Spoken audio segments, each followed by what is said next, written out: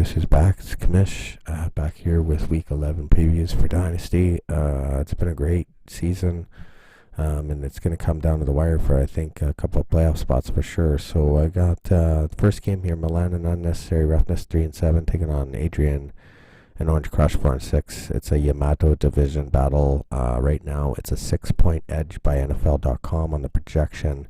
That could change, but right now I have Unnecessary Roughness winning this one, not Orange Crush, and there's a couple of reasons why. I think Dak rebounds again with another good effort. I think him and Ezekiel have big games in Detroit, and I think Jared Goff as well needs to have a big game against Chicago.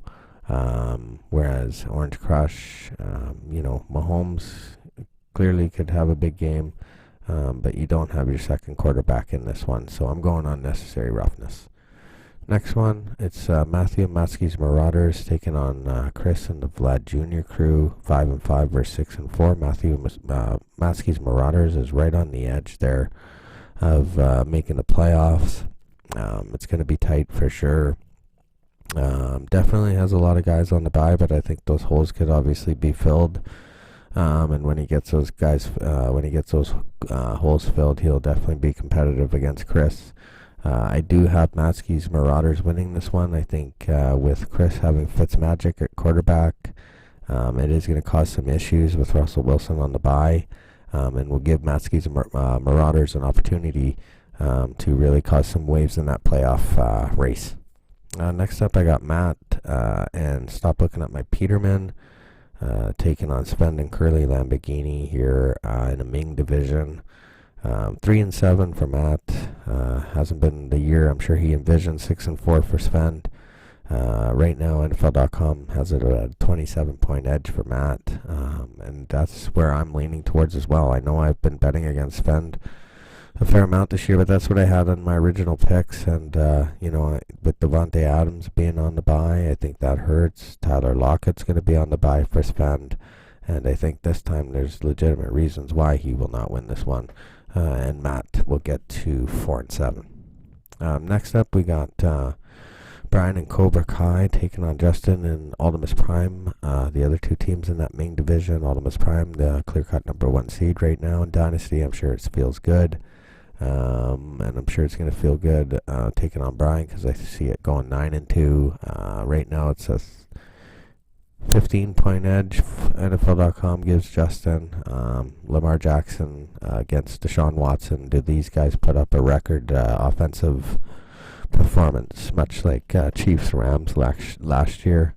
I think they could, and I think it's going to be a thriller in that game, and I think Justin wins this one. Next up, I got Sean and Philly Miracle Men taking on Stewart and Likely Losers in the Solomonic division. This one's going to decide potentially the division, some division money, or a Flex Works Week 13 battle.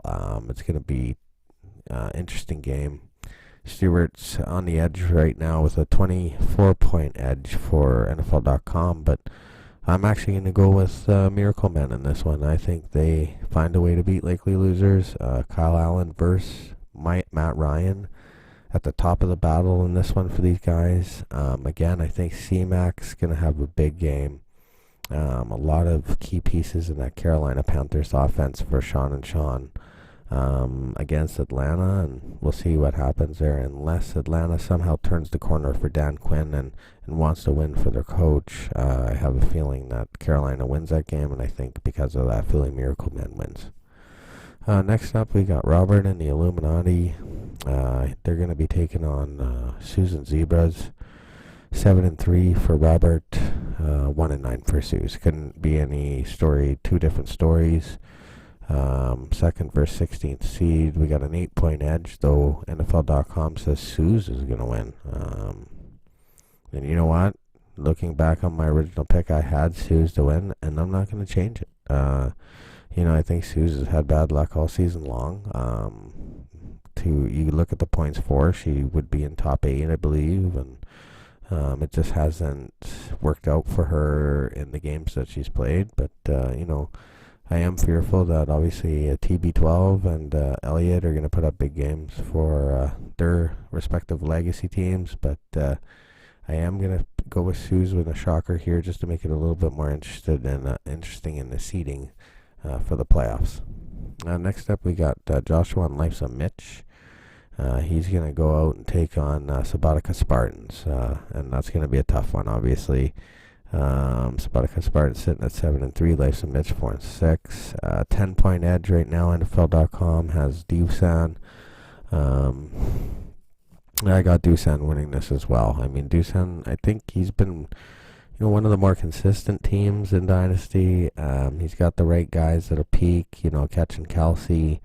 This guy is obviously getting targeted all the time in Kansas City. I mean, getting Jamie Collins at linebacker, getting it done for him. So those picks alone, I think, are going to be the difference here.